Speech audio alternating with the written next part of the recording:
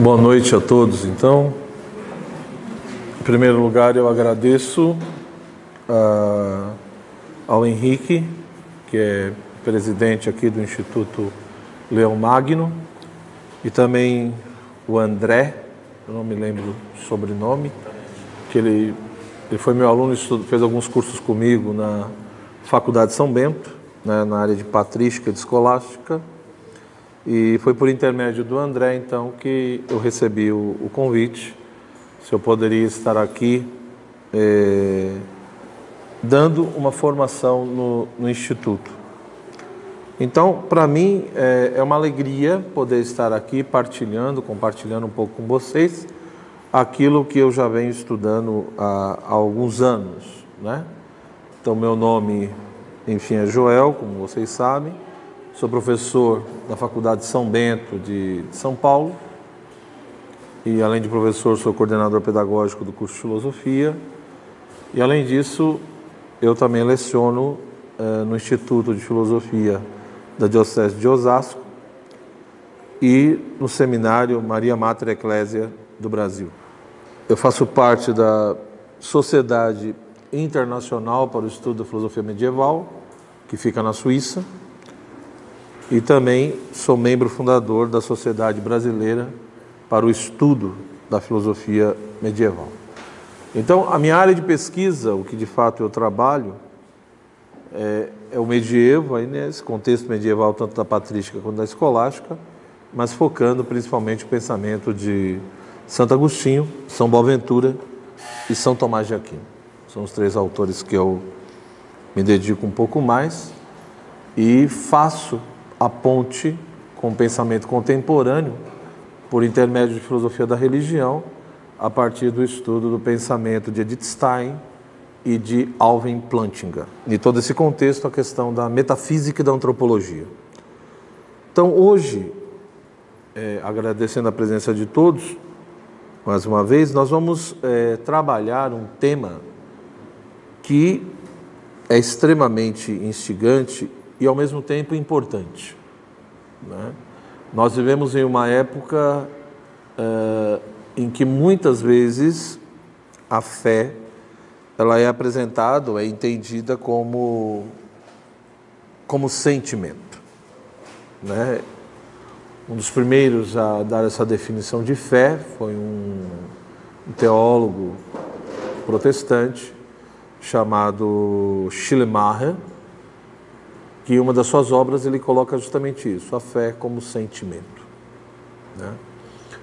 Não sentimento simplesmente, é lógico, como puro emocionalismo, não é isso, né? Ou seja, sendo justo também com a sua definição, mesmo havendo uma certa discordância, mas enfim, ele não define ali a fé como sentimento no sentido de uma emoção translocada, não é isso, né? Mas no sentido dessa coisa da vivência, da experiência, né? Principalmente do sentimento criatural. Então, na medida em que eu me apreendo, né, e tenho essa experiência da minha finitude como criatura, é que aí há todo um espaço, né, para a experiência desse Criador e, portanto, é daí que brota essa questão da fé. E a partir disso, isso foi mais ou menos no final do século XIX, a partir disso, no século XX, e hoje em dia também, há uma certa desconfiança muito forte na questão de que até que ponto a razão humana ela teria capacidade ou condições de se pronunciar sobre a questão de Deus, ou sobre a questão da alma ou da liberdade e tantas outras coisas. Então nós sabemos que no século XVIII, né, e também no século XIX, foi se limitando cada vez mais essa área de competência ou de capacidade da razão. Foi se estabelecendo muitas vezes toda uma competência técnico-científica, por exemplo, mas essa capacidade muitas vezes especulativa, teórica da razão, foi sendo cada vez mais questionada. E mais do que isso, muitas vezes foi se estabelecendo uma contraposição entre fé e razão, né? Ao ponto de que nós muitas vezes temos uma mente extremamente esquizofrênica, né? Então tem uma professora de Stanford, que é a professora Nancy Pierce, ela tem uma obra chamada A Verdade Absoluta. né? E nessa obra, A Verdade Absoluta, ela, enfim, é ligada a, não sei se ela é metodista, não sei o quê, mas enfim, nesse livro ela não discute questões religiosas, etc., ela discute uma questão filosófica, né? E ela procura mostrar historicamente como que foi ocorrendo determinadas escolhas, e tanto no âmbito científico, filosófico, quanto no âmbito religioso, onde a mente dos cristãos, por exemplo, foi se tornando uma mente esquizofrênica, né? Ou seja, no domingo é aquela professora que é professora de biologia, né? Durante a semana ela ensina toda a teoria darwinista para os seus alunos, né? Ela coloca toda essa questão do darwinismo com muita naturalidade, sem muita dificuldade, para os seus alunos. E no domingo ela louva, né, e enche o pulmão para cantar louvores ao Criador, né? Então é uma coisa assim que a impressão que dá é como se a gente voltasse no período medieval e pegasse a doutrina da chamada dupla verdade, que alguns autores medievais defendiam, né? De que na realidade eu tenho a verdade da fé, eu tenho a verdade da razão, e elas se contradizem, elas se anulam, mas não tem problema nenhum, porque razão é razão, fé é fé, paciência, né? E no fundo nós estamos falando de verdades diferentes. A grande maioria dos autores cristãos no período medieval, e mesmo antes da Idade Média, no período da patrística, dos padres da igreja, não aceitam essa postura. Eles não conseguem compreender, do ponto de vista cristão, como que a fé pode ensinar uma verdade que contradiz explicitamente aquilo que a razão também diz. Por um simples motivo. Se só existe um princípio absoluto, que é causa originária de todas as coisas, e esse princípio absoluto é Deus, né, a Trindade Santa, de acordo com a fé cristã, um único Deus, porque tem apenas uma única natureza divina, mas que subsiste plenamente em três pessoas, enquanto Pai, enquanto Filho e Espírito Santo, que é a causa primeira de todas as coisas. Se de fato Ele é a razão do nosso ser, é a causa do nosso ser, como que Deus poderia ter dado a nós duas coisas tão preciosas, que é a razão e a fé, e ao mesmo tempo, a partir desses dois elementos que Ele nos deu, já que Ele é o único Criador, né, e Salvador, como então que Deus é esse, que é misericórdia, que é amor, e ao mesmo tempo nos dá duas coisas que nos causariam tanta confusão e tanto sofrimento, porque eu não sei se eu vou para um lado ou se eu vou para o outro, né? A razão diz uma coisa, a fé diz outra. Dizer que isso é normal feriria, digamos assim, a unidade do princípio originário, né? Fora, poderia até chegar ao ponto também de questionar até o próprio princípio da sabedoria divina, ou até da bondade divina. Então, essa doutrina da dupla verdade, que existiram lá os seus adeptos no mundo medieval, parece que no mundo moderno e contemporâneo também vão existir muitos adeptos, né? E além disso, quer dizer, e é o que a professora Nancy Pierce chama de mente esquizofrênica, né? Ou mente dividida. Então, a religião vai sendo empurrada cada vez mais para a esfera privada, particular. Ou seja, o importante é uma adesão simplesmente do coração, né? Então, eu tenho toda a minha relação com o divino, com o sagrado, eu dou a minha adesão, né? E essa vivência interior, essa adesão interior, essa submissão interior, é apenas isso que é importante. Toda manifestação pública dessa fé não só seria desnecessária, como seria, digamos assim, perigosa, porque feriria uma sociedade, digamos assim, que é plural, você tem toda a pluralidade e também toda a laicidade do Estado. Então, acho que vocês, os senhores, estão cansados já de ouvir esses argumentos, né? Ou seja, isso é uma coisa que se repete ad infinitum, né? Nos meios de comunicação, nos meios universitários, é constantemente repetido isso. E, portanto, religião é uma questão de consciência, de fórum íntimo, é uma questão pessoal, de vivência interior, enquanto que o que é de fórum público é aquilo que interessa, digamos assim, aos cidadãos, no sentido dos problemas da cidade, daquilo, o que pertence à esfera pública é o que estaria relacionado mais à esfera ética e à esfera política, etc. Tá? Então esse é um discurso extremamente repetido e que ele não surgiu do nada. Ele não surgiu do nada. É isso que nós devemos compreender. Ou seja, no século XVII, no século XVIII, determinadas opções filosóficas foram feitas que acabaram, a partir de Descartes, por exemplo, sacramentalizando essa separação de fé e razão. E não só separação, como muitas vezes para alguns pensadores também, uma contradição e uma oposição. Para alguns isso seria um problema, para outros não, né? Ora, por que eu estou fazendo essa breve introdução?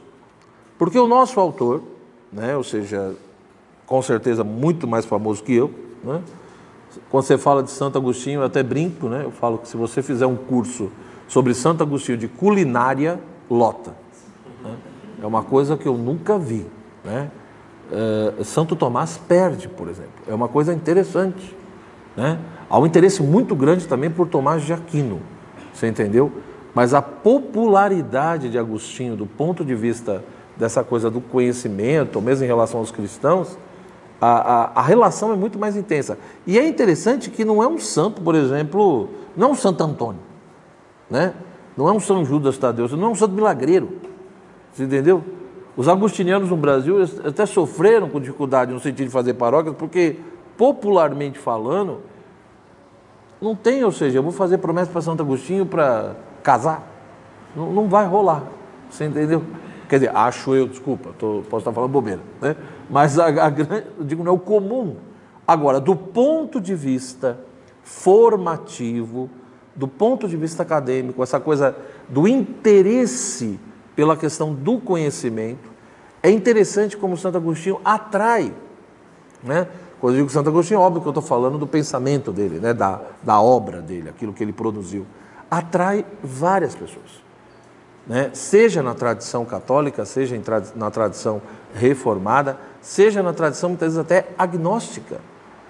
Tem um monte de pessoas que eu conheço que se dizem, né, ateias e agnósticas e que estudam Santo Agostinho. É uma coisa que eu, enfim, não consigo entender, mas é lógico que a pessoa provavelmente talvez estude por razões históricas, por exemplo, né, como ele é chamado de mestre do Ocidente. Por aí a gente já vê que a influência do pensamento agostiniano na cultura ocidental não é pouca, né? Então, falar de Santo Agostinho é um mundo, é isso, esse é o grande ponto. Um autor que nasce em 354, morre em 430, né? Então, ele não é um medieval. Primeira coisa que tem que ficar bem claro. Agostinho não faz parte da Idade Média. Ele faz parte o quê? Do mundo antigo, né? Ou, como alguns historiadores gostam de dizer, Santo Agostinho está no contexto daquilo que nós chamaríamos de antiguidade tardia, né? Ou seja, é justamente mais ou menos esse finalzinho do período antigo, mas também não é ainda a Idade Média. É uma coisa meio de transição, né? Ora, o que a gente percebe nele, então, um autor que pega, nasce e vive justamente o período áureo da patrística, né? Como nós sabemos, o período dos padres da igreja tem 3 fases muito bem definidas, né? A primeira fase inclui o primeiro século, o segundo século, e vai até o ano 325 por causa do primeiro concílio ecumênico, né? O concílio geral da igreja, que é o primeiro concílio de Nicéia, onde a heresia ariana é condenada, né? Ario dizia que Cristo era subordinado ao Pai, então o subordinacionismo ariano é condenado em Nicéia, e aí a primeira parte do credo niceno-constantinopolitano é formada ali, tá certo? Então nós temos os padres apostólicos, os padres apologetas, as grandes escolas ali se desenvolvendo, a escola de Alexandria no Egito, a escola de Antioquia na Síria e outras, e portanto já é um período longo, primeiro século, segundo século, né, terceiro século e até o início do quarto século. Então todo esse primeiro período da patrística vai ter com certeza grandes textos e grandes autores, mas o período áureo da patrística é justamente a partir do processo de recepção do concílio de Nicéia, em 325, e que vai até o ano 451, que nós temos o segundo concílio, que é o concílio de Calcedônia. Então, o Concílio de Nicéia em 325 o primeiro, em 381 tem o primeiro de Constantinopla, em 431 o Concílio de Éfeso e 451 o Concílio de Calcedônia, né? Ou seja, no primeiro Concílio de Constantinopla se condena o macedonianismo, porque negava-se a divindade do Espírito Santo, mas ao mesmo tempo também se condena o apolinarismo, porque Apolinário de Laodiceia dizia que Cristo era Deus, tinha a natureza divina, e era homem, tinha a natureza humana, mas a natureza humana de Cristo era mutilada. Ela era incompleta. Ela não tinha lá o nous, a dimensão mais elevada da alma, etc. Então, é condenado também, né? E depois, no Concílio de Éfeso, é condenado o nestorianismo e, em Calcedônia, o monofisismo. Nestório, que atribuía, já que Cristo tem duas naturezas, dizia que ele deveria ter, então, também duas pessoas, uma pessoa para cada natureza, isso é condenado, ou seja, em Cristo há uma pessoa, que é a divina, na qual subsiste as duas naturezas, a divina e a humana. E aí, em Calcedônia, o monofisismo é condenado, por quê? Porque os monofisitas, eles então dizem, bom, já que essa unidade em Cristo é tão forte, já que ele tem uma única pessoa, então ele até pode ter tido duas naturezas, mas a natureza divina é como se fosse absorvendo a natureza humana. E no fundo, acabou sobrando só a divina. Então você tem ali um conjunto de controvérsias cristológicas e trinitárias, isso vai gerar, digamos assim, um caldo cultural intenso, né? Fora o que já vinha antes, e é por isso que do ano 325 até 451, portanto um pouco mais de um século, você vai ter uma produtividade, uma efervescência intelectual enorme, né? Então, por um lado, você tem os padres capadócios, como São Basílio, São Gregório de Nissa, São Gregório de Nazianzo, né? Do outro lado, você tem um Santo Ambrósio, um São Jerônimo, né? Um Santo Agostinho, um Santo Hilário de Poitiers, tá certo? Ou um São João Crisóstomo também, do lado grego. Então, são grandes nomes pela vida de santidade que tiveram, né? Lógico, como todo padre da igreja, vão se comportar como grandes defensores da fé cristã, e ao mesmo tempo que foram defensores da fé cristã, colaboraram profundamente para o próprio desenvolvimento e elaboração da doutrina cristã e na formulação dos primeiros dogmas, usando evidentemente toda uma linguagem da época deles, todo um referencial filosófico disponível naquele contexto, e Santo Agostinho está justamente nesse contexto, né? Depois vem a terceira fase, que é mais o final da patrística, né? Agostinho está inserido nesse contexto da segunda época, né? Nasce em 354, é filho de Mônica, né? Santa Mônica e Patrício, seu pai, que era pagão. Ele fala muito pouco do pai, e tudo indica que, enfim, tinha lá os seus traumas e coisas mal resolvidas, mas a mãe, ela de fato ocupa um lugar especial. E em vários momentos ele reconhece a importância da mãe, né, na sua vida. Quantas coisas ele aprendeu vendo, ouvindo, convivendo, né? E evidentemente aprendeu no sentido da fé cristã, né? A referência ao Cristo, a referência a essa fé da comunidade cristã vai ser muito ligado ao que a sua mãe passou a ele, digamos assim. Além disso, Agostinho teve a oportunidade, isso é uma coisa que nós não podemos esquecer, né? Santo Agostinho é um romano. Isso quer dizer o quê? Quer dizer que ele está no contexto de uma escola onde o conceito de humanitas é fundamental. Se nós temos a paideia grega, toda aquela formação do homem grego, aonde partia-se do pressuposto de que nada é neutro, né? Nada é neutro. Tudo na vida ou colabora para você ser um homem melhor, ou colabora para você ser um ser humano pior. Então não existe coisa neutra. E se não há nada neutro, né, do ponto de vista grego, ninguém nasce grego. Ninguém é grego porque nasceu na Grécia. Ser grego significa ser um modo de vida, um modo de viver, né? E, portanto, a pessoa tem que aprender a ser grego, logo ela tem que se tornar grego a partir do quê? Do processo da paideia, da formação, da educação, e, portanto, ali entra já a importância das artes liberais, tá certo? Que depois vão se transformar nas chamadas disciplinas no contexto agostiniano e no mundo medieval, o famoso trivium e quadrivium, depois de Carlos Magno, a reforma toda que vai ser conduzida por Alcuino, né, que também era monge. Então, Santo Agostinho estudou isso, né? Ele teve esse contato, né, com a gramática, com a dialética, com a retórica. E ao mesmo tempo com a geometria, com a matemática, com a música e com a astronomia. Ou seja, por um lado, como cultivar o espírito, por outro lado, como se relacionar com o mundo, né? Por isso que o trivium e o quadrivium no mundo medieval vai ter essa simbologia. O 3 representa justamente o quê? Essa dimensão da transcendência, essa dimensão do espírito. Aquilo que, portanto, leva o ser humano a ir além daquilo que ele simplesmente vê ou toca. Então é por isso que é o mundo do pensamento, é o mundo da linguagem, é o mundo da apreensão pelo exercício do intelecto, né? E não só no sentido religioso, da relação com Deus, mas o mundo do espírito, no sentido do espírito humano mesmo, dessa capacidade de pensar, de refletir, de adentrar o conhecimento e a própria verdade sobre as coisas. Da mesma maneira, o quadrivium, 4 elementos. Por que 4, né? Terra, água, ar e fogo. Eu preciso também saber me localizar no mundo. Essa coisa do espaço, da temporalidade. Então, isso já vem dos gregos, passa pelos romanos, e Santo Agostinho recebe toda essa formação.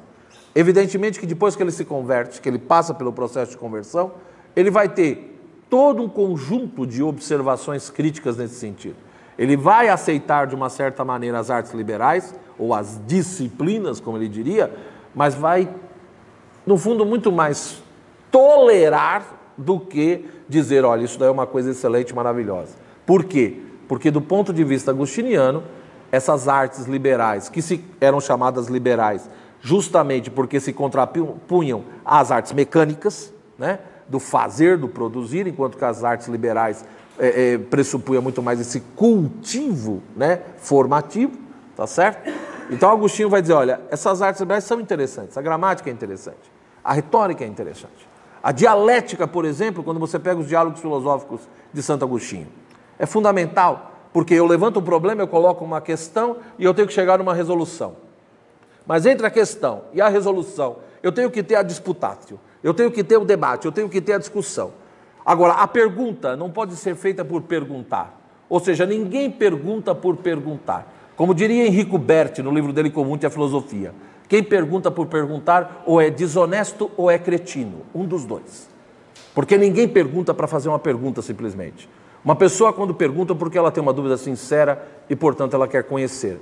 Ela quer uma resposta, ela está buscando a verdade. Se não é isso, ou ela é louca ou ela é desonesta, um dos dois. Então, no fundo, Santo Agostinho parte desse pressuposto e desse princípio. Eu devo perguntar, eu devo refletir, mas ao mesmo tempo eu tenho que analisar as hipóteses. Eu tenho que analisar as respostas com todo rigor, com toda a articulação, com toda a coesão, com toda a coerência racional. De onde vem isso? Da dialética. A dialética justamente é aquilo que vai me ensinar a pensar de maneira clara, rigorosa, consistente. Por isso que a dialética muitas vezes também vai ser chamada de lógica. Então a gente vê isso nos textos agostinianos, vemos isso no desenvolvimento do pensamento de Santo Agostinho, né? Isso não é pouca coisa. Agora, por que eu estou salientando tudo isso? Porque devido a essa formação e ao que ele vivenciou, tá certo? É óbvio que esse elemento racional, essa exigência da clareza nas ideias, então essa questão de que eu não posso dar a minha adesão a uma coisa que seja contraditória, inconsistente, confusa e que não corresponde à realidade. Então, se uma coisa não corresponde ao real, se uma ideia e um conceito é extremamente inconsistente e incoerente, não tem sentido. Então, para Santo Agostinho, isso sempre foi um peso, uma coisa extremamente importante. Tanto que em algumas obras ele mesmo dá a entender que ele ironizava a fé de sua mãe. Ele dizia, por exemplo, vocês cristãos dizem que acreditam que nós humanos fomos feitos, criados à imagem e semelhança de Deus. E aí Agostinho diz, bom, se nós somos criados à imagem e semelhança de Deus, então Deus tem cabelo? Deus tem unha? Né? Deus tem barba ou não tem? Ele dizia, bom, se todo ser humano foi criado à imagem e semelhança de Deus, então esse Deus é um monstro, porque ele é uma mistura de todos os seres humanos. Ele dizia, veja que coisa horrorosa. Então ele ironizava constantemente a mãe, né, a fé da mãe. Por quê? Porque dentro dessa sua formação, e ele focou, né, na vida dele profissional, ele foi professor de retórica. Isso nós não podemos esquecer. O domínio que Agostinho tem da gramática, o domínio que ele tem dessa arte da retórica, da oratória, é extremamente intenso, né? Só que junto com tudo isso, como ele mesmo vai reconhecer depois, vem toda a questão da soberba, enfim, do orgulho, mas isso eu vou falar mais tarde, né?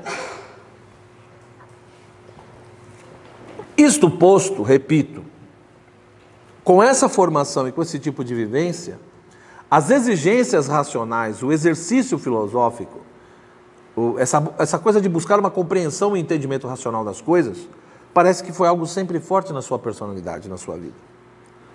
E tanto que quando ele leu uma obra de Cícero, quando ele era jovem, ele leu uma obra de Cícero chamada Hortênsios, uma obra que se perdeu, que nós temos um trechinho ou outro, que ele próprio cita, né? Mas tudo indica que essa obra era uma, não digo uma cópia, né? Mas uma coisa muito próxima do famoso Protréptico de Aristóteles, né? O Protréptico, como nós sabemos, era uma exortação à filosofia, era um elogio à filosofia, no qual Aristóteles mostra a beleza e a importância da filosofia na vida do ser humano, na medida que o ser humano, de fato, enquanto ser racional, é obrigado a se questionar sobre qual é o seu fim último.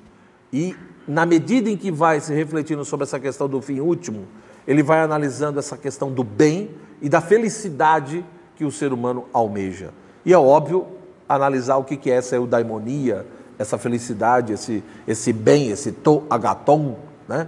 O que seria isso e como buscar isso e como encontrar isso.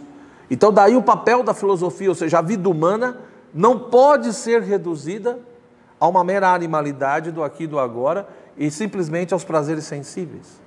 Então Aristóteles de fato salienta isso, a importância da filosofia, dessa busca da sabedoria, digamos assim. E Cícero, no Hortênsios, ele diz coisas muito parecidas, muito semelhantes, procurando deixar bem claro que um ser humano que vive escravo das paixões e que simplesmente busca, né, o prazer mais fugidio e é escravo disso, é o ser humano mais miserável que tem. Agostinho, quando lê isso mexe com ele. Por quê? Porque ele mesmo diz que na sua juventude o que mais interessava para ele era o que? Eram as paixões, né? E principalmente as paixões no sentido amplo, né? Mas algumas parece que eram mais intensas. Então, óbvio, a questão da luxúria, né? Toda uma sexualidade desregrada. Várias vezes nas confissões ele repete isso, né? Que o que ele mais, quando ele encontrava alguém e amava a pessoa, o que ele mais amava era o corpo da pessoa, né? E não a sua alma, etc. e tal. Então ele reconhece isso em vários momentos. Mas não foi só a luxúria. A fama, né? A glória, a vaidade, tudo isso são vícios, são paixões. E Agostinho relata muitas vezes o tipo de vida que ele teve. E quando ele lê esse texto, ele estava vivenciando tudo isso. Então tudo indica, segundo o seu relato, as suas narrativas, que a leitura dessa obra, de fato, desperta nele um questionamento profundo, um refletir profundo, não só sobre quem sou eu, mas no sentido de o tipo de vida que eu estou levando. O que eu realmente estou buscando, que tipo de ser humano eu estou tendo. E ele diz que a partir disso, desperta no seu interior esse desejo de encontrar essa sabedoria, essa verdade. Portanto, esse exercício do filosofar, ele vai se aproximando disso também. E como ele narra nas suas confissões, o primeiro lugar que ele procurou essa sabedoria e verdade foi aonde? Nas Sagradas Escrituras. Mas naquele momento, quando ele lê a Bíblia, ele acha a coisa mais ridícula e grotesca da face da terra. Ele diz isso, principalmente as historinhas do Antigo Testamento.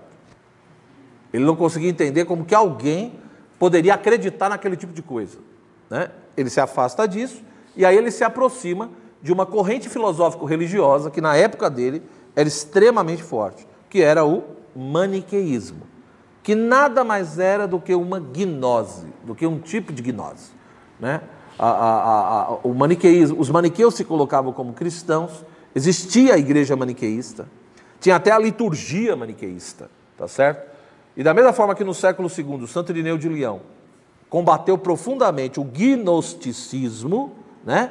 Ou seja, o gnosticismo do século II nada mais é do que a gnose do século II, enquanto que o maniqueísmo ali no século IV, e depois continua no V, né, nada mais é do que a gnose daquele período. Onde vai se colocar que eu tenho o sumo bem, o sumo mal, então esse dualismo absoluto, então eu tenho dois absolutos, o sumo bem é o reino da luz, o sumo mal é o reino das trevas. O mal eu identifico com a matéria, com tudo que é corpóreo, e o sumo bem com tudo que é espiritual. O reino das trevas, né, o sumo mal, tentou invadir o reino da luz, o sumo bem, e nessa tentativa de invasão o sumo bem reagiu, e aí começou uma batalha cósmica. E dessa batalha entre o bem e o mal é que foram surgindo todas as coisas do ponto de vista da cosmologia maniqueísta. Agostinho, portanto, ao conhecer essas coisas, ele vai, de fato, flertando com o maniqueísmo. Por quê? Porque os maniqueus, de uma certa maneira, eles prometiam que antes de você crer, você teria que entender. E eles diriam, nós primeiros vamos explicar, vamos demonstrar, e depois você vai aderir e acreditar se você quiser. E parece que esse era mais ou menos o lema de Santo Agostinho no primeiro momento. Primeiro eu entendo, depois eu acredito. Principalmente no que diz respeito às verdades da fé. E ele fica ali mais ou menos 8, 9 anos com os maniqueus, nunca sai do primeiro estágio, porque tinha níveis, né? Ele, como tinha muita dúvida, fazia muita pergunta, não saía do primeiro estágio. O pessoal deixava ele lá e falava, deixa purificar aí, porque tá dando muito trabalho aí, né? Precisa aprender muita coisa. Então, mas aí ele, e toda vez que ele perguntava, diziam para ele, olha, tem um bispo nosso chamado Fausto. O dia que você encontrar o Fausto, ele vai responder todas as suas questões e tirar todas as suas dúvidas, né? Agostinho ficou esperando, até que um dia ele teve esse encontro com o Fausto. Ele narra, ele fala que o Fausto realmente era uma pessoa educada, né, prestativa, até falava bem, mas, em outras palavras, Agostinho não diz isso, aí sou eu, mas no fundo o que ele quer dizer, olha, o cara ficou enrolando ali, perguntei e não respondeu nada, né? Então o que ocorre? Ele começa a ter todo um processo de decepção com o maniqueísmo. Porque parece que uma das grandes questões de Santo Agostinho era justamente o problema do mal. Ele não conseguia entender isso. Se Deus existe, né? E é o princípio de todas as coisas, então, se só existe um único Criador, se Deus existe, é o único Criador de todas as coisas, e além de Criador, Ele é o sumo bem, como explicar a existência do mal dentro de um mundo que tem, né, o sumo bem como origem? Então Agostinho diria, é o ápice da contradição, né? E aí era uma polêmica que já vinha desde Epicuro, que David Hume, no século XVIII, retoma. Mas Epicuro já deixava bem claro, no contexto das escolas helenísticas, que se Deus existe, né, eu não posso conciliar alguns predicados em Deus. Ou seja, ou Deus é bom, mas é impotente, ou Deus é poderoso, mas não é bom. E o que me leva a chegar a essa conclusão? A existência do mal. Porque se Deus é bom e o mal existe, ele não pode ser poderoso. Se o mal está aqui, Deus está aqui. Se Deus é bom e o mal existe, se ele é bom, ele não gostaria que o mal existisse. Então por que existe? Porque ele é impotente. Então Deus existe e é poderoso. Mas se Deus existe e é poderoso e o mal existe, então ele não é bom. Porque se ele é poderoso, ele poderia acabar com o mal. Se ele não acaba, é porque ele é mau, é perverso e quer ver a gente sofrer. Aí você vai dizer, professor, mas como é que ele resolve isso? Isso eu falo numa outra aula quando eu voltar aqui, porque senão não vai dar tempo. Eu não vim aqui falar sobre isso, né? Isso é só para provocar vocês. Então eu prometo que eu volto uma segunda vez para falar só sobre o mal. Então a grande questão aqui, finalizando esse primeiro ponto, e aí vocês vão entender por que eu estou fazendo essa introdução louca aqui e essa delonga, eu não estou enrolando, né? O que eu estou querendo com tudo isso é mostrar para vocês o seguinte: da mesma forma que existem questões e temas centrais em Santo Agostinho, da mesma forma que tem algumas noções nucleares, parece que o pano de fundo, né, o grande pressuposto e a grande questão do pensamento agostiniano é justamente o tema da nossa palestra, a relação entre fé e razão.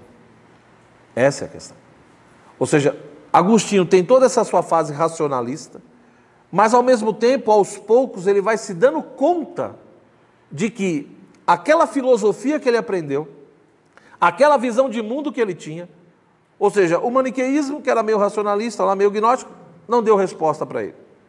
Aí ele tem a sua fase meio cética, flertou com os céticos lá da Nova Academia, porque ele achava que os céticos pelo menos eram prudentes. Eram prudentes, não ficavam defendendo certezas absolutas, enquanto que os outros filósofos acabavam ensinando coisas que achavam que eram verdades absolutas e no fundo eram coisas extremamente questionáveis. Mas depois, como nós sabemos, nessa sua continuação, nessa sua peregrinação, ou nessa sua trajetória, como alguns preferem dizer, ele entra em contato com a tradição platônica. E por intermédio, nessa aproximação com os platônicos, Agostinho tem duas coisas que vai também marcá-lo profundamente. Primeiro, a importância do autoconhecimento. Ele descobre que não adianta o ser humano buscar a verdade a partir apenas do âmbito da exterioridade. É fundamental a questão da interioridade. Agostinho vai vislumbrando, digamos assim, a importância de se inspecionar a alma, o homem interior. Então não existe apenas o homem exterior, mas também existe o homem interior que deve ser investigado, analisado. Então essa coisa do autoconhecimento, ele diz que de uma certa forma ele aprendeu com os textos dos platônicos. E além disso a descoberta do incorpóreo. Essa coisa de que não existe só uma substância corpórea, não existe apenas uma substância sensível que eu apreendo pelos meus sentidos, mas há também uma dimensão inteligível. Há uma substância inteligível, ou intelectual, como ele diria. Tá certo? Quando ele vai, de fato, tendo essa aproximação com o platonismo, ou com a tradição platônica, de Platão ele leu pouquíssimas coisas. Provavelmente ele leu o Timeu, o Fédon, que são diálogos platônicos, mas o que ele leu um pouco mais foi alguns tratados das Enéidas de Plotino. Isso, de fato, vai ter uma influência muito forte sobre ele, naquele momento. Mas Santo Agostinho, ao mesmo tempo que ele tem essa aproximação, ele também vai se aproximando do cristianismo concomitantemente e já vai vendo essas insuficiências do platonismo.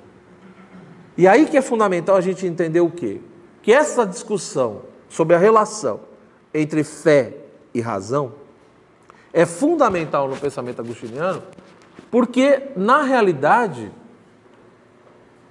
você tem ali toda uma tradição filosófica que ele herda, que ele recebe, muitas coisas que vêm dos gregos, que ele recebe por intermédio dessa tradição romana, aonde existia a ideia de que a filosofia, a verdadeira filosofia, não tinha nada a ver com fé. Ou seja, a filosofia é um exercício da razão, a filosofia é uma busca pela sabedoria e da verdade, fazendo simplesmente um esforço racional. E o que o Agostinho quer mostrar é que o cristianismo, esse é o grande ponto dele, que o cristianismo, que a doutrina cristã, ela não é apenas a verdadeira religião, mas também a verdadeira filosofia. Essa é a ideia. Porque o grande ponto é mostrar, segundo ele, que não há verdadeira filosofia que não seja religiosa, e não há verdadeira religião que não seja filosófica. A tese agostiniana, ou o empreendimento intelectual que ele de fato tenta realizar, essa empresa que ele tenta estabelecer, todo esse trabalho, parte desse pressuposto. Ele quer de fato mostrar que o cristianismo, e a fé cristã, ou melhor, o cristianismo, a religião cristã, a igreja, com certeza, tem toda essa questão da fé. Ou seja, o elemento que vem da revelação, esse elemento que pressupõe toda uma autoridade, Então essa coisa da autoridade, da revelação e da fé, é óbvio que está enraizado e presente totalmente no cristianismo, e Santo Agostinho não nega isso. Só que ele quer mostrar que o cristianismo não pode ser desprezado, ou não pode ser deixado de lado, do ponto de vista filosófico só porque pressupõe a questão da fé. Agostinho tem uma postura de diálogo. Ele quer dialogar, ele quer debater no bom sentido da palavra. Então, como ele tem vários interlocutores que questionam e que fazem vários tipos de acusações, ele tem essa preocupação, por um lado, em dar uma resposta que realmente seja coerente, consistente, clara e rigorosa do ponto de vista racional. Mas, ao mesmo tempo, ele também quer mostrar que a fé cristã e o próprio cristianismo é a verdadeira filosofia e a resposta de Deus ao coração humano. Como Santo Agostinho faz isso? Ou como ele tenta fazer isso? É óbvio que para ele fazer isso, ele vai ter que, de uma certa maneira, repensar o próprio conceito de razão e o próprio conceito de fé. Né? Evidente. Se ele continuar ainda trabalhando, refletindo, com as mesmas noções que outros tinham, razão é isso, fé é aquilo, não vai adiantar nada. Então, o que ele tem que fazer? Ele tem que parar, se deter, analisar e fazer a grande pergunta filosófica. O famoso tiesti, que vem dos gregos, né? O que é a fé? O que é a razão? E por que quando eu dou a minha adesão, quando eu realizo o ato de fé, por que quando eu me torno cristão, eu não preciso abrir mão da minha razão? Eu não preciso me tornar uma ameba. Você entendeu? Essa que é a grande questão. Mas, ao mesmo tempo, Agostinho sabe por experiência própria e por estudo que existe uma concepção de razão e existe um exercício da razão que também é profundamente problemático. Então, por um lado, ele tem que mostrar que a fé, o aderir à fé cristã, o se tornar cristão, não significa abrir mão da própria inteligência.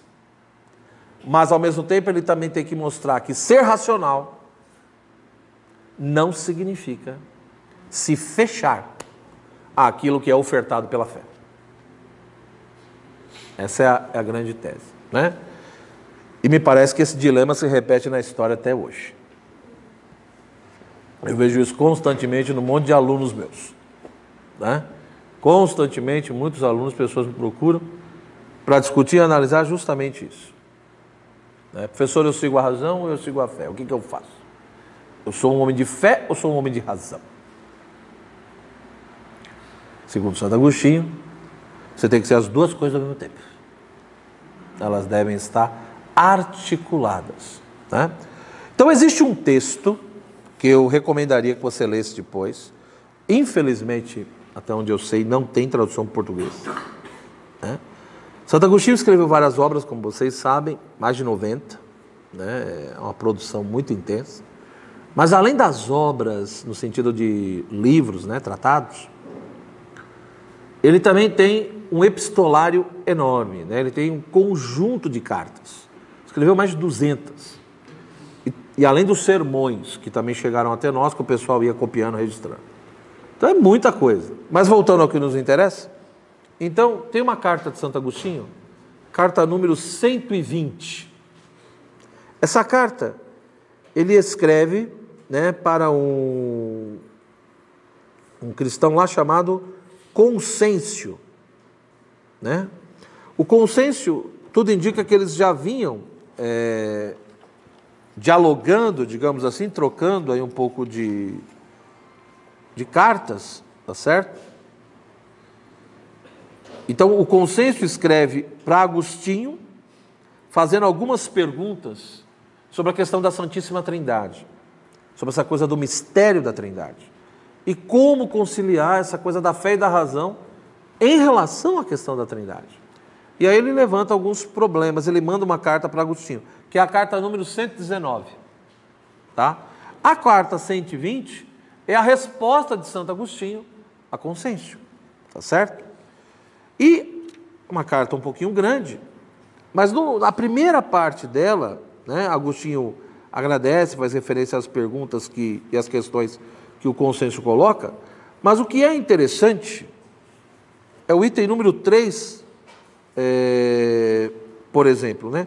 Depois que ele fala que o consenso pede para ele ter cuidado, prudência, cautela nessa coisa, etc., ele diz no item 3 assim: Deus está muito além de odiar em nós essa faculdade pela qual nos criou superiores ao resto dos animais. Ora, Agostinho está fazendo referência aqui ao quê? À razão. Então veja que ele entende a razão justamente como uma capacidade, como algo que Deus deu ao ser humano e, portanto, que coloca o ser humano acima dos animais. Ele é bem claro no texto, né?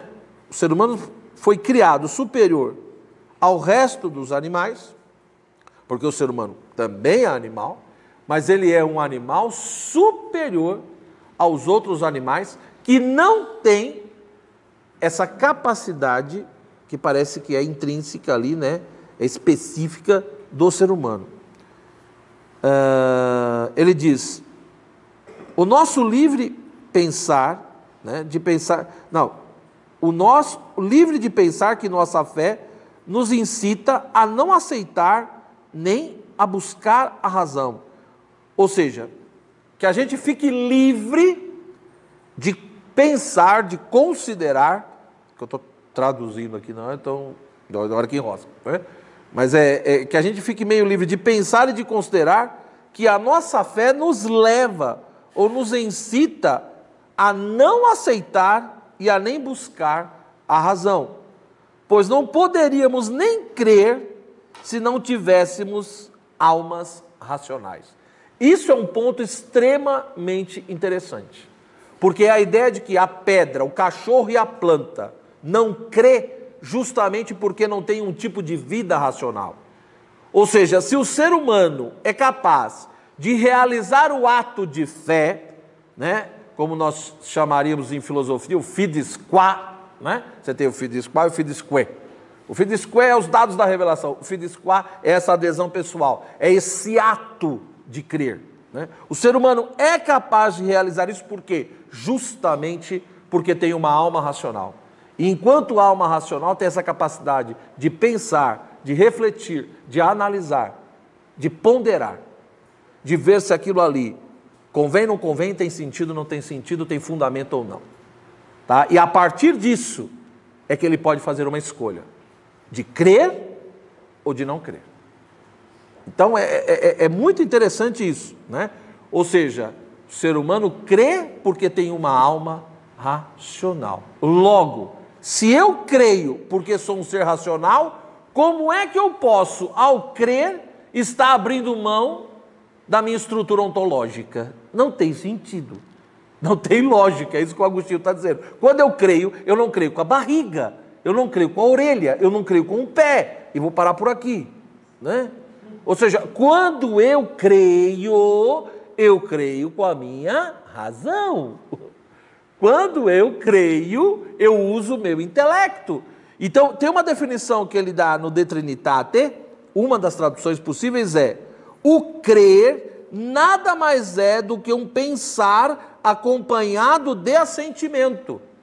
Ou uma outra tradução, né? A fé é pensar com assentimento.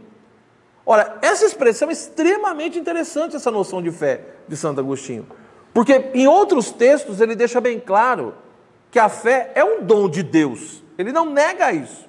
Toda a dimensão da graça, né? Então, em outros textos, conforme vai desenvolvendo o pensamento dele sobre essa questão da graça, né? Principalmente depois que ele escreveu uma obra chamada Ad Simpliciano, né? Ou as diversas questões a Simpliciano, ali de fato, Santo Agostinho coloca a fé também como dom e como graça. Até um texto que ele escreveu, que foi um dos primeiros comentários que ele fez à Epístola aos Romanos, ele não pensava assim.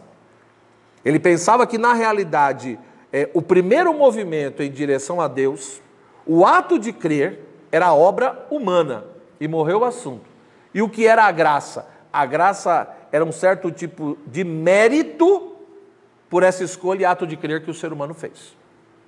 Ele, nesse texto, comentário, né, a algumas propriedades ali da carta aos Romanos, ele não comenta a carta inteira, mas ele comenta o ponto central da carta, que é a relação entre a lei e a graça. E nessa discussão sobre a lei e a graça, nesse texto, ele deixa bem claro, né? De fato, o crer pertence a nós. A graça vem de Deus.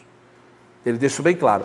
Mas depois ele reconhece que ele estava errado, porque isso é heresia, como vocês sabem, né? Graças a Deus. Ele foi caminhando e vendo que isso é uma coisinha que depois recebeu o nome de semi-pelagianismo. Tá? Então é uma coisa séria. Ou seja, o primeiro movimento em direção a Deus também já é graça. A graça está antes, durante e depois. Não tem jeito. E é lógico que isso vai gerar uma questão terrível, né? Porque se está antes, durante e depois, até que ponto a graça não anula o livre-arbítrio, né? E todo aquele problema da predestinação, da eleição. Então não é por acaso que esses assuntos e temas apareceram. Tem um motivo. Mas isso é uma outra questão. Depois a gente discute. Ou seja, eu vou virar sócio de vocês. Mas o grande ponto, a culpa é do Agostinho. Ele é complicado. Tem um monte de coisa que eu nunca vi, né? Mas voltando ao texto, então o que a gente percebe aqui? O ser humano crê porque é um ser racional. Então se eu creio porque eu sou um ser racional, ou seja, eu tenho a possibilidade, é isso que o Agostinho está chamando a atenção, a possibilidade de crer, ela é real, porque eu tenho um tipo de vida e de alma que me foi dada por Deus, que pressupõe a razão. Ou seja, eu não tenho uma alma, se fosse usar uma linguagem que vinha da tradição anterior, né, aristotélica, por exemplo, das escolas helenísticas, e provavelmente Agostinho leu alguma coisa sobre isso, né, algum tipo, sei lá, de manual de filosofia da época dele. Então, você tinha lá a alma vegetativa, e a alma sensitiva, e a alma o quê? Racional. A alma racional era voltada principalmente para o quê? Para o ser humano. Então, a alma sensitiva e vegetativa, as plantas, o cachorro. Então ele diz, nós podemos crer justamente por quê? Porque temos essa capacidade racional. Se o ser humano não fosse um ser racional, ele não teria a chance, a possibilidade de realizar o ato de fé ou de se abrir à fé, né? Então ele começa nesse item 3 chamando justamente isso, ou seja, Deus, ele não fecha os olhos, Deus ele não despreza, né, para aquilo que ele nos deu, que nos diferencia dos animais, que nos coloca acima dos animais. Se Deus fizesse isso, Deus seria contraditório. Ou seja, se Deus me deu razão, e por intermédio da razão é que eu estou acima dos animais, Deus não pode odiar ou me censurar ou exigir que para segui-lo, né, e para crer no seu Filho, único Salvador e Senhor, eu tenho que passar a ser uma besta. Entendeu? Não tem sentido, não tem lógica. É isso que o Agostinho está dizendo. Não há coerência, né? Ele diz, pertence ao fórum da razão o que precede de fato a fé, a razão, em certos temas próprios da doutrina salvadora, cuja razão, todavia, não somos capazes de perceber, mas o seremos mais tarde. O que ele está colocando aqui? Na realidade, nessa dinâmica entre fé e razão, e aí entendam bem o que eu vou dizer agora, porque isso é extremamente importante. Para Santo Agostinho, a fé e a razão não são paralelos.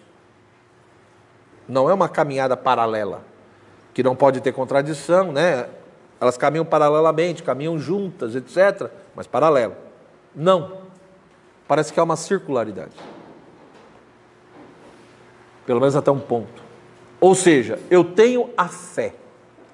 Quando eu realizo o ato de fé, como a partir da definição que ele está, se crer, se ter fé, pensar com assentimento, quer dizer que na medida em que você vai pensando, você está usando a sua razão. Você está analisando aquilo que estão apresentando para você.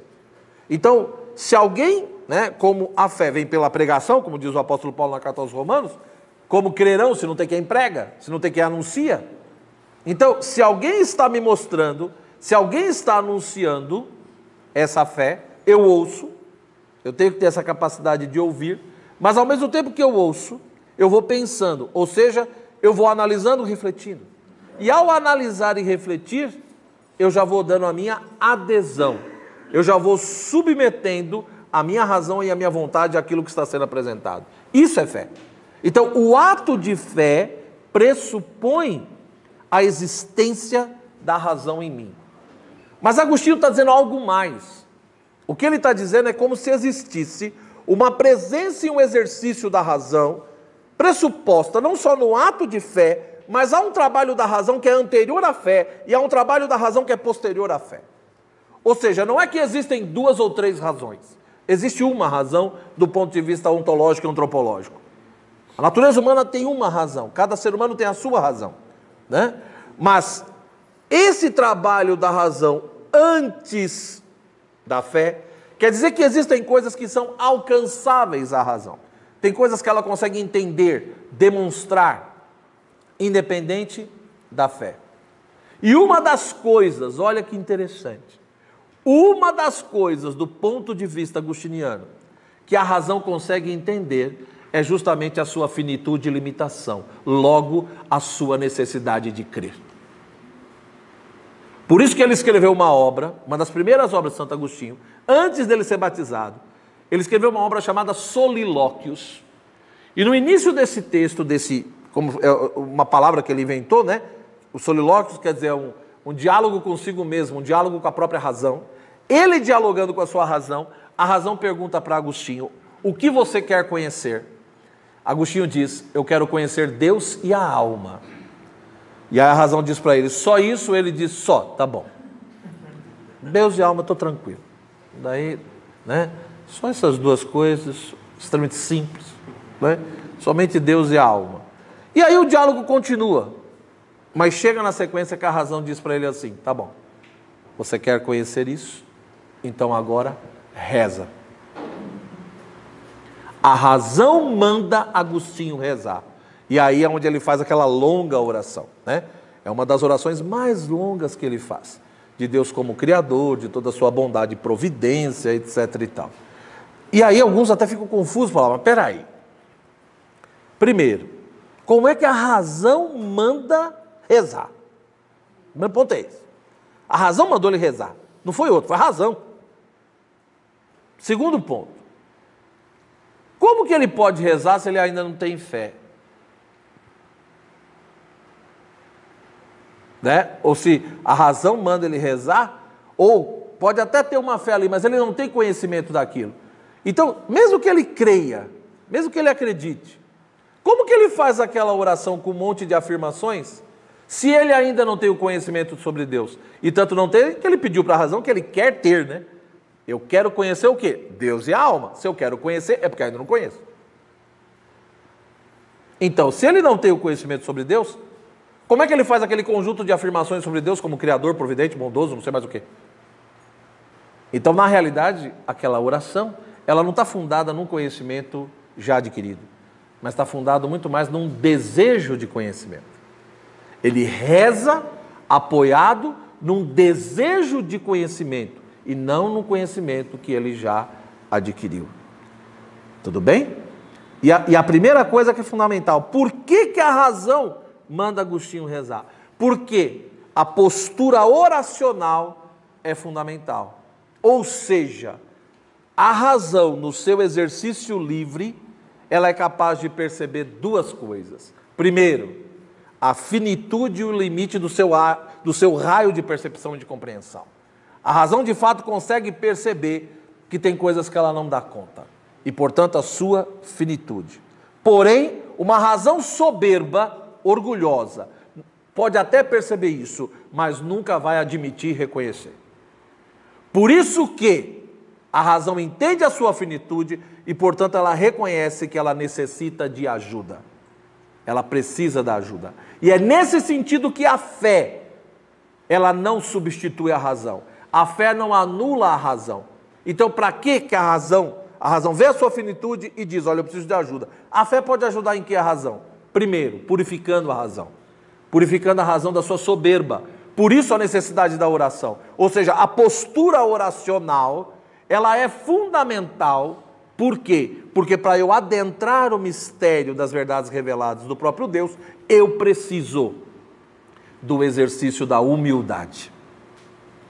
A virtude da humildade é fundamental para se adquirir determinados conhecimentos.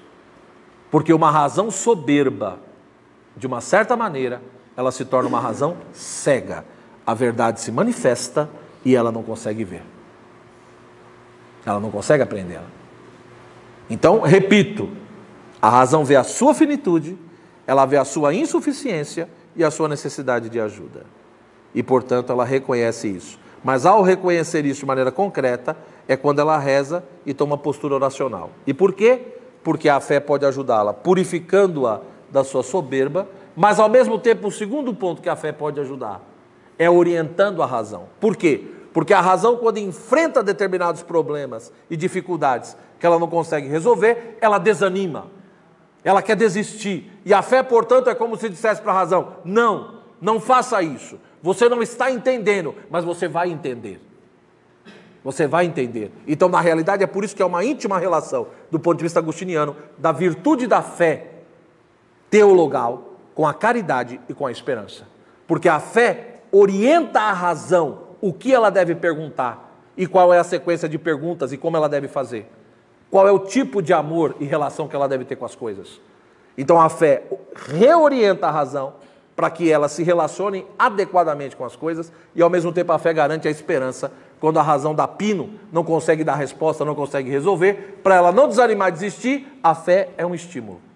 Então, a fé purifica, a fé orienta e a fé estimula e dá esperança.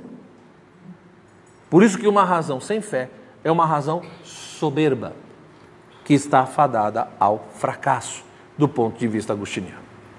Está claro isso? Isso é extremamente importante, né? E nessa carta a Consêncio, que em vez de ler eu fui já falando tudo, etc e tal, porque senão não dá tempo, né? Lógico, o ideal seria a gente lendo e analisando, porque tem vários detalhezinhos que eu não estou entrando, mas que com certeza valeria a pena, né? Então, repito, existe uma razão que está presente no ato de fé, ou melhor, que está pressuposta. Existe uma razão da qual a fé depende, mas existe um trabalho da razão que é anterior à fé. Esse trabalho da razão que é anterior à fé é a razão que entende e compreende algumas coisas, né? Principalmente aquilo que está acessível à luz natural da razão, mas quando entra as verdades da fé, como a trindade, a encarnação, né? Ou a Eucaristia, etc., a razão não dá conta. A razão não dá conta. Mas é aí que entra a beleza, ou seja, essa razão que é anterior à fé, segundo Agostinho, é uma razão que não demonstra, é uma razão que não entende, mas é uma razão que faz o quê? Ela indica. Ou seja, essa razão diz o seguinte: olha, eu ainda não creio e não entendo isso daí, mas é uma razão que apresenta para você motivos razoáveis para você crer. Tá claro? Isso é extremamente interessante e importante para entender o modo como Santo Agostinho pensa a relação entre fé e razão. Ou seja, essa razão primeira, antes da fé, ela indica, ela aponta. E ela indica e aponta o quê? A conveniência. Conveniência não no sentido ruim, hein? Não é conveniência no sentido de manipulação e é bom para mim que eu vou levar vantagem. Não é nada disso. É conveniência no sentido filosófico. Ou seja, essa razão anterior, ela mostra que mesmo não demonstrando, mesmo não tendo nenhum tipo de evidência, convém crer, convém dar a adesão. Ou seja, eu não tenho provas cabíveis, mas eu tenho pelo menos motivos razoáveis. Eu tenho muito mais motivos razoáveis para crer do que para não crer. E aí é onde na carta 120, Agostinho, fazendo referência a Isaías, ele vai dizer, né? A fé purifica o coração para que capte e suporte a luz da grande razão. Né? A fé ajuda. Porque senão, quando essa verdade, de fato, essa luz e essa grande razão se manifesta, eu não aguento o peso. Principalmente se eu estou escravo do monte de vícios e paixões. Então, aí vem a fé, repito, para purificar, orientar, fortalecer, estimular, dar esperança, né? Mas ao mesmo tempo ele diz, se não creres, não compreendereis. Então, isso quer dizer também que do ponto de vista agostiniano, de uma certa ótica, a fé precede a razão. E aí é onde o pessoal entra em pino. O pessoal fala, peraí, mas Santo Agostinho está se contradizendo. Porque tem texto que ele diz que eu compreendo para crer. Ou compreendo e esse compreender indica, né? Ajuda a crer. E agora ele inverteu. Ele está dizendo, não, se não crer, não vai compreender. Se não crer, não vai compreender, quer dizer, então a fé precede a razão. A fé vem antes da razão. Ele está se contradizendo ou não? É louco? O que está acontecendo? Né? Então, me parece que uma das formas da gente compreender e interpretar o texto dele, e principalmente muitos às vezes perguntam, né, qual é a prioridade, né? Ou seja, no pensamento agostiniano, o que tem a prioridade? A fé ou a razão? Na realidade, em textos diferentes, tem momento que o Agostinho vai dizer, não dê a sua adesão, se antes você não entendeu, né? Não dê a sua adesão. Mas ao mesmo tempo ele vai dizer, se você não crer, você não vai entender. Pô, tipo, dá para vontade de mandar e falar, decide, né? O que eu faço da minha vida? Mas na realidade o que ele está dizendo é o seguinte, você não pode dar a sua adesão, você não pode aceitar uma coisa que estão te apresentando, se não tem um mínimo de clareza. Então não é que eu tenho que entender tudo, né? Ou seja, as coisas podem transcender a minha razão, mas não podem contradizer a minha razão. Esse que é o grande ponto, né? É aí que está o X da questão. Então como é que eu vou dar a minha adesão, como é que eu vou aceitar uma coisa que é comprovadamente absurda, que não tem sentido nenhum? Vamos virar tertuliano, é isso? Creio porque é absurdo, né? No Brasil, se você falar que xixi cura, um monte de gente toma. Você percebe? É uma coisa louca. E não são só os pobres, não. Antes que alguém já me acuse depois na internet, né, de fascista, de nazista, sei lá o quê. Né? Hoje em dia está na moda isso. E ainda é branco, coxinha, sei lá o quê. Então, é uma coisa, quer dizer, você tem uma coisa doida, porque as pessoas acham que o importante é ter fé. E se eu tenho fé, aquilo vai me curar. Pouco importa, eu tomo a urina. Aí o cara toma. Mas peraí, mas como é que pode? Não tem, né? Aí se você discorda, a pessoa fala que você não tem fé. Não, você não tem fé. Ou senão você está com o capeta, você está com o demônio. E aí tem que ir lá na Universal para resolver. Quer dizer, é uma coisa que você fala. Percebe? Então, quer dizer, são coisas que não têm sentido. No quarto século, início do quinto século, Santo Agostinho já chamava atenção para isso. Então há uma lógica aí, ou seja, eu não posso dar a minha adesão, eu não posso aceitar numa coisa que não seja, pelo menos, minimamente razoável, mesmo que não seja evidente, mas tem uma razoabilidade. É aquela história, o mistério da Trindade, se é mistério, não se preocupe, você nunca vai entender tudo, fique tranquilo. O dia que você disser que intuiu, entendeu, beleza, já virou gnóstico, Deus te abençoe. Não é mais cristão, acabou. Entendeu? Deus tenha misericórdia de você e te dê a graça da conversão. Agora, já não é mais cristianismo, isso é gnose. Então, por mais que eu mergulhe no mistério de Deus, cara, não vai, o infinito no finito não dá, entendeu? Ou seja, na glória, na contemplação face a face é outra coisa. Aí, meu amigo, é coisa infusa, Deus completa o que falta, sei lá o que vai acontecer lá, entendeu? O que vai rolar. Comunhão plena, sei lá. Aí ele limita a linguagem, né? Até a igreja toma cuidado quando fala sobre isso. Agora, aqui não vai rolar. Ou seja, entendemos, nos aprofundamos, mas sempre a gente vai ter aquela sensação que falta alguma coisa. Então o mistério da Trindade é um grande exemplo disso. Você pega, por exemplo, Hilário de Poitiers, Gregório de Nissa, Santo Agostinho, Boécio, Ricardo de São Vítor, São Boaventura, São Tomás de Aquino, todos escreveram textos ortodoxos, fiéis à doutrina, e falaram sobre o mistério da Trindade, cada um do seu jeito, do seu modo, né? Nenhum foi censurado pela igreja.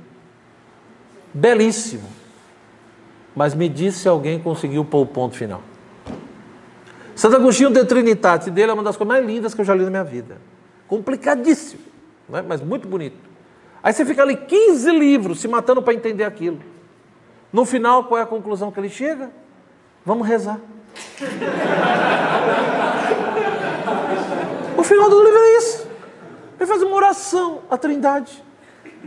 Tipo, foi legal, né? Que bom, muito interessante tudo isso que a gente estudou aqui, mas não se iluda de achar que você entendeu. Ou seja, você é isso, pá, tá bom, né? Essas coisas são importantes para não cair em heresia, etc. Mas isso não quer dizer que você tenha um domínio pleno disso. Deus continua sendo inefável. E ao mesmo tempo um Deus que se revelou. Esse é o drama, né? Que muitos vão acusar a fé cristã de paradoxo por causa disso. Então, como lidar com isso? É um desafio.